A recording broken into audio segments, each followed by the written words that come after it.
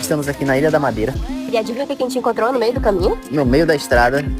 Uma cachoeira.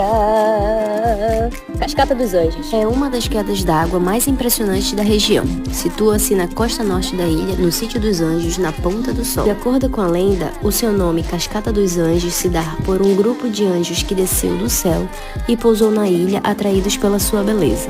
Quando chegaram à Ponta do Sol, ficaram impressionados com a cascata e decidiram batizá-la como Cascata dos Anjos.